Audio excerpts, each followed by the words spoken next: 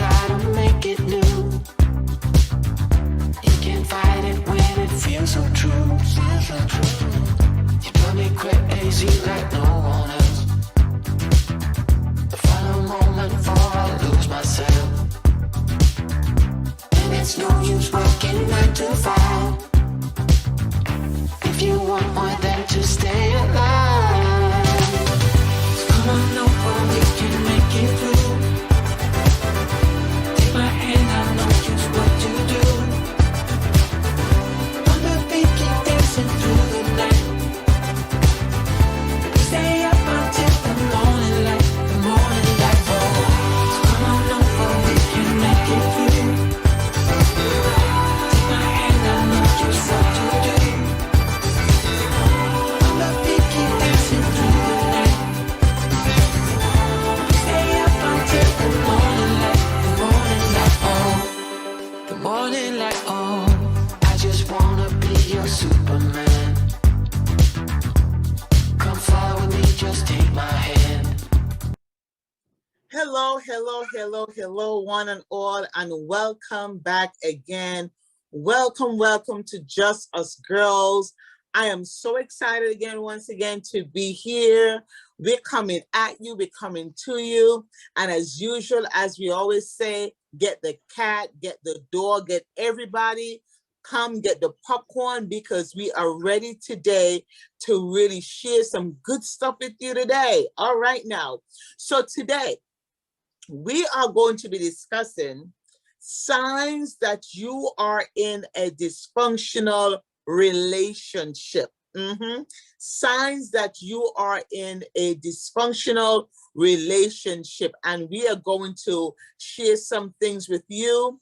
Hopefully you can identify with some things if you are actually in that type of relationship, and I'll be able to show you how you can turn around and you can make your situation better, whether you got to leave, or whether you need to go for counseling. More than likely, you probably need to go.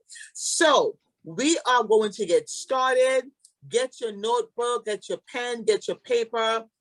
By now, you should know what you got to do, but I'm going to reiterate again. Get your pen, get your paper, get your notebook, or whatever it is that you've been taking your notes in, because we're going to give you some, some things for you to look out for, especially when you're dating, and especially because we're still talking about dating, and especially when we know that you can do better. Remember that you can do better. So for today, we have, as usual, we have LaWanda. Dree is not with us today. We miss you. No, we miss you. But we have a special guest with us today, and she is Dr. Colette Barrow from Daybreak Women. And so we're going to be coming at you. LaWanda, how you doing, girlfriend? I love you, love you, love you, love you, love you. I love you more. So we are going to get all in. Thank you so much again for joining us. And I always say, hey, girls, we are going to go in. So signs that you are in a dysfunctional relationship. First of all, what is a dysfunctional relationship? What is a dysfunctional relationship? How do you know that? What have you been doing? What did you do? What's been happening to you? Let's talk. Tell me, girl talk. What have you been seeing? What are the signs that you've seen so far while you're dating this person? You guys probably have been going out for maybe 6 months or 8 months or even a year or so. And how has it been going so far? It's been going good? Good. You've seen some things that you're not sure of? Let's talk about it. So LaWanda, let's dig in. Let's tell the people, and let's tell all ladies, and even some of the men, what are some of the signs that they are indeed in a dysfunctional relationship? Talk to us. There are so many signs, but there are some that are more obvious than others. And one of the ones that I know I really have experienced it firsthand, especially when I was dating, before I got married and going through the whole dating scene. And one of the things that I found that I dealt with was the threats of exile, the threats of abandonment, always threatening to leave. Okay. They want to make you feel like you can't do it without them. So what happens is they keep threatening and they say, okay, you know what? I'm going. I'm out of here. How many times have we heard that? I'm out of here. That's it. I'm done. I can't do this no more. That's it. How many times have you heard that? I'm sure this is not the first time you have heard that.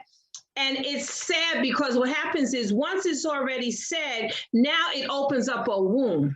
So what happens is now you have this open wound that you're walking around with, because all you sit here is trying to realize what happens to the day when they really go through with what they said they were going to do.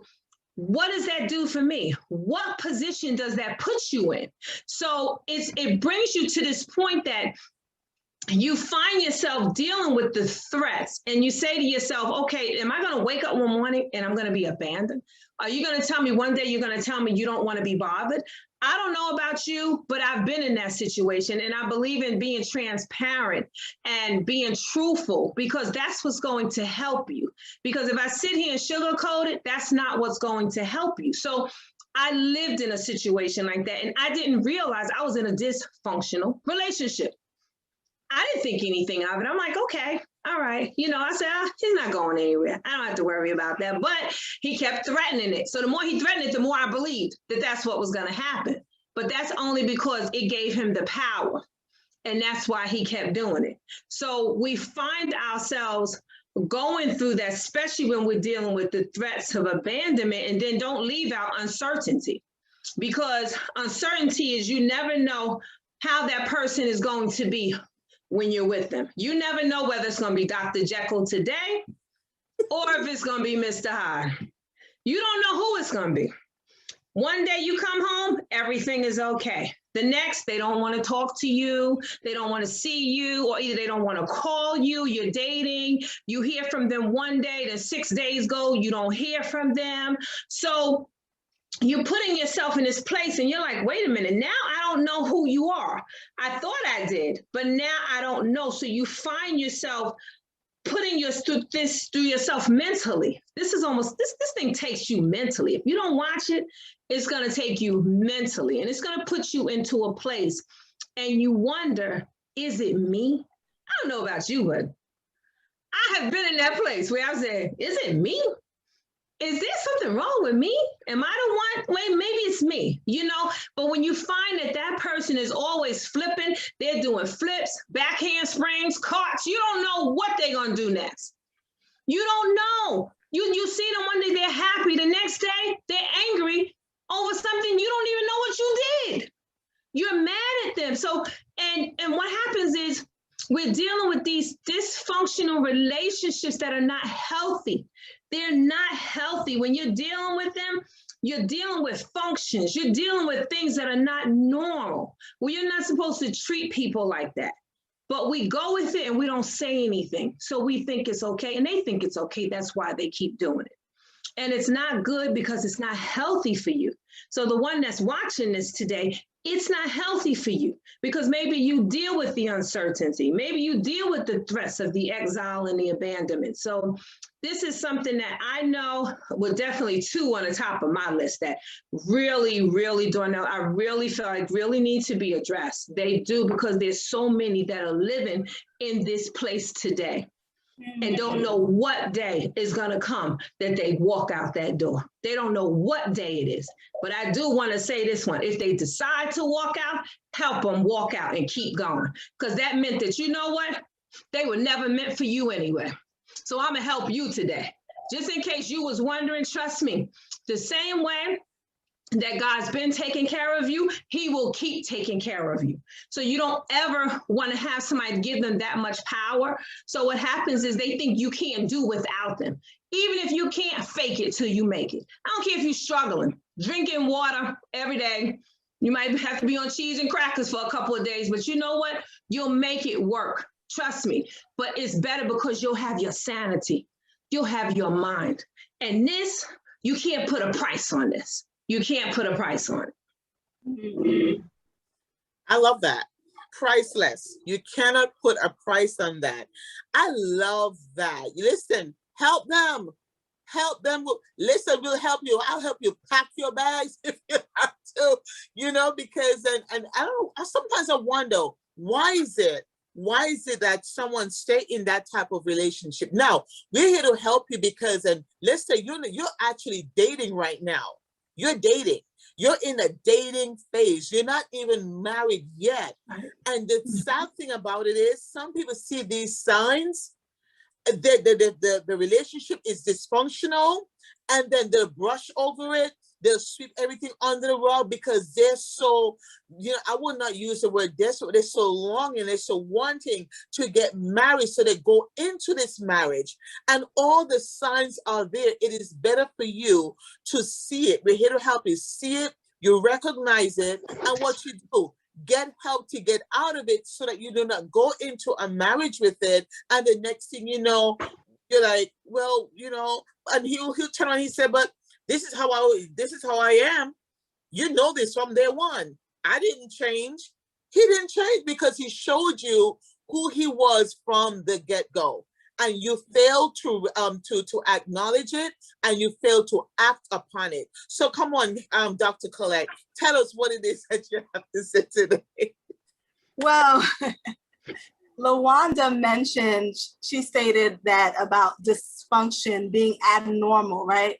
And I want to just continue on that thought of dysfunction being a dysfunctional relationship is a relationship that's not the way that it's supposed to be. And the way that it's supposed to be is a relationship of love. And I know you were just talking about why do women stay? Why do people ignore signs? I think it helps us, those of us who've been in those situations, and also though we may know people in those situations, to understand what got them there in the first place. And the reason why someone is there that would take crap is because they're broke. There's no other reason to me that you would settle for crap because you're broken on the inside. And so I can tell someone to leave, but unless I address the brokenness, because they can't see it, right? They can't see anything that you're saying to them. They're blind to it. All they can see is, but they say. And so in a dysfunctional relationship, the person who's in it is broken and then also has a false understanding of what love is. I tell people, listen, don't believe someone loves you by what they say, right? But you believe that they love you by what they do. And I don't know about anybody else, but I believe when it talks about in Corinthians about what love is, I remember talking to a friend of mine and saying, because she was saying that this guy loved her. I said, well, was he any of these things? And that caused her to stop and think. That wasn't love, right? It was infatuation, infatuated with the idea of having a man, infatuated with the idea of being in a relationship. But the truth of the matter is what she really wanted was love. What she really wanted was affirmation. And not only her, but me, when I've been in that situation and other women, that's what they're looking for is affirmation and love, for someone to say, I see you. And so they'll take the crap because at least that person sees them. They'll take the jump because that person sees them. But I want to tell that woman that's saying, well, I'm afraid of being alone, or I'm afraid of losing something because I won't have nothing. I want to empower that woman to know this, that God has so much for you.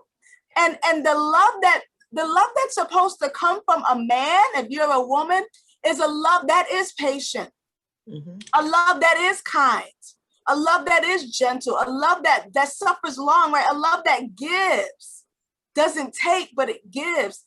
And so I think as you ask the question, am I in, because some people need to ask the question, am I in a dysfunctional relationship? I would say, ask yourself, is there love? And not the love that you see in the world, but is there love according to what we see that God shows us what love is? If he ain't doing that, then boo, he doesn't love you. And what you're experiencing isn't love.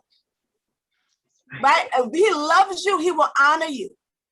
If he loves you, he will respect you. If he loves you, he'll be kind. He will give. Love is sacrificial. So when we talk about dysfunction and an abnormal relationship is a relationship where there's an absence of love and love demonstrated. Because love has to be demonstrated. So I ask that question. Is he doing all those things? And if the person looks at me like, well, then baby, that's not love. And now let's deal with the issue of why you're searching for love from this person that's giving you dysfunction. Listen, this is good. This is so good. This is so much meat on this bone. You know what I mean? I love what you're saying. The love that, you know, That's the love that you're supposed to have, and the love that is the love that comes from the Lord. Because then if that person turns and say, you know, okay, you know, I love you, and you don't show, they say what words, you know, words are cheap, you know, action speaks louder than words, right? So when you show me that, you tell me that you love me, like you can tell Jane, you can tell Susan, you can tell Sally, you can tell everybody, I love you, boo. Yeah. You know, I love you. You know, I got you. You know, you sort of me. I got you. I love you. But then are you showing me? How are you showing me that you love me?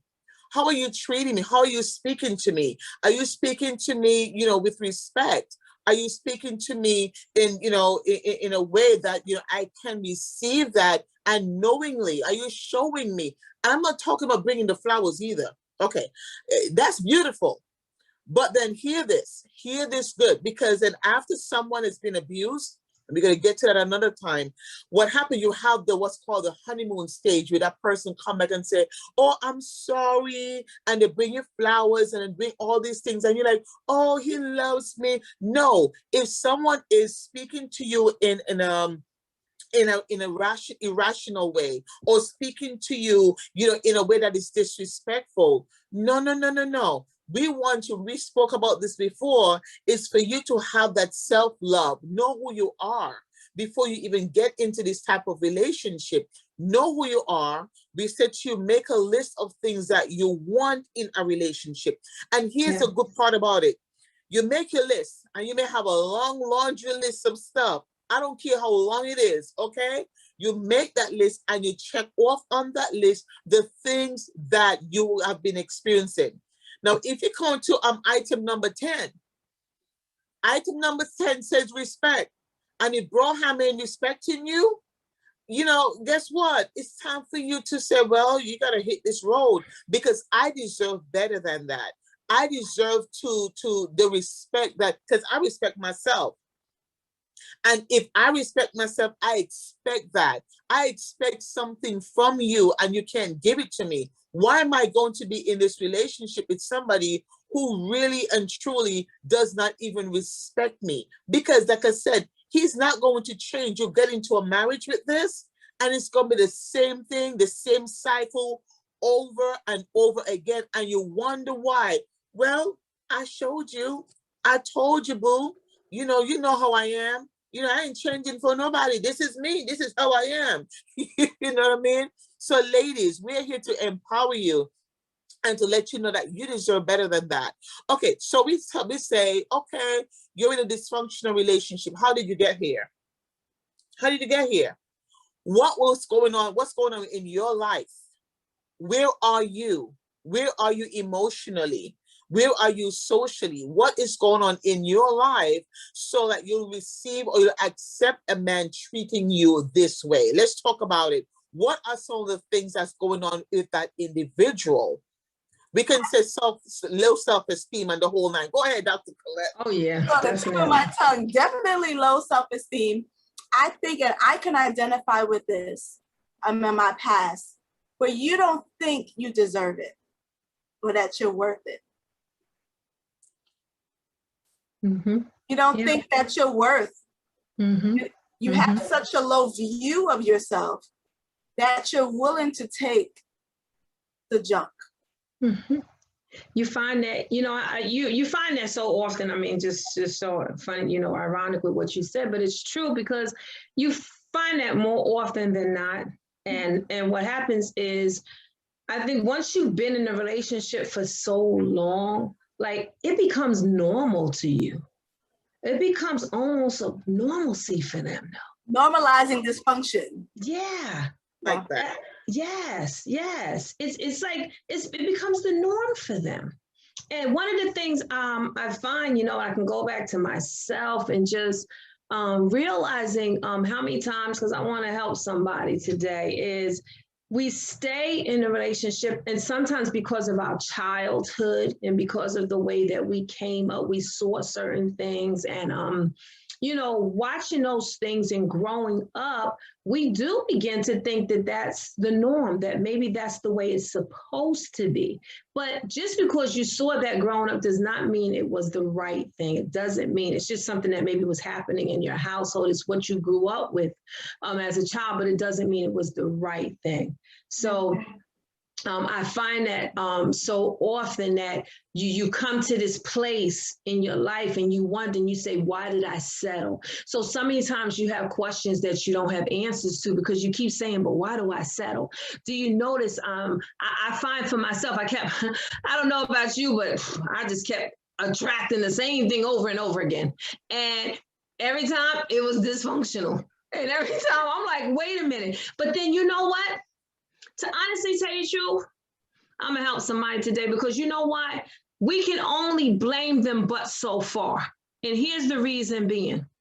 Because of the fact that we allowed it, that's number one. But two, what is it that they saw in us that made us realize that it was okay for them to play the game? What was it that they saw in us that they said, oh, okay, you know what? Don't worry about that. She'll be fine. Don't worry about that. I don't need to worry. I don't have to explain that. I can just treat her any kind of way I want. And you know what? And she'll be okay. You know why? Because she's just happy I'm here. She's just happy that I come to see her. She's just happy that I talk to her, that I call her. Hey, I can go 6 and 7 hours and don't have, and trust me, when I do call her, she's still gonna pick up the phone and she's gonna be okay. Okay. Now, for some people, that's okay. But when you've lived that, and I know people who have lived that in their lives, and there's some, let's be honest and truthful, that are still there today. They're still in those places. I sat there and I thought about one of the young ladies I know, and and her and I were talking for a moment, and one of the things that struck me was when we talked was I said to her, but why did you stay 15 years with a man who you knew was married? And you knew that there was possibly no chance that he was going to marry you because he was already married with a family. So he was not going to leave her. I said, but what made you stay? And the one thing she said that made me stay was because he takes care of me. Financially, I don't have to worry about. Financially, I'm good. I don't want for anything, honey. I'll be with him when I want to be with him. But you know what? I realized that I said, wait a minute. She's really settling for this because she felt that she can depend on him like that. She says, I don't have to worry about it because he's going to take care of me. So I'm good. I don't care that I don't get to see him that often, but you know what? It's okay. But what did that say for her? Did it really say that maybe she just didn't think she was worth better? That she didn't think she could get better? Because why? Because he had a brainwash and had her thinking that she didn't deserve any better. So that's why she kept going back. And she kept going back. And every time he gave her more and more. Every time you look, let me tell you something. She don't trust me. She didn't want for anything. Trust me when I tell you. Wow. What was the price that she was paying for it? You understand what I'm saying? What price? It was a price that she probably wasn't even willing to pay, but she was paying for it emotionally. She was paying for it physically and probably didn't even know that that's what was going on inside of her. But it was draining her and taking away from her value. What happens if there was the right one that was waiting for her? But he couldn't come in because she never opened the door because she never closed the last one. So he couldn't come in. So now what happens? She stays in a dysfunctional relationship. And why? Because she thought that that was all for her. She didn't think she deserved any better.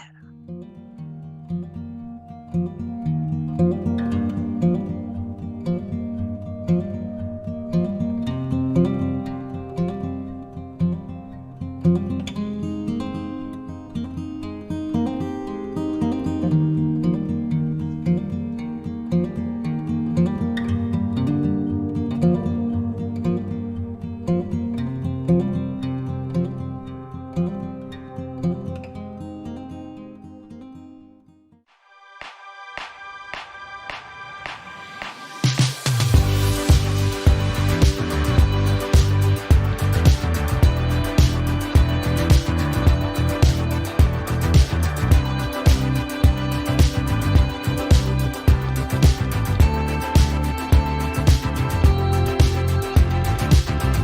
here we go again, it's no surprise.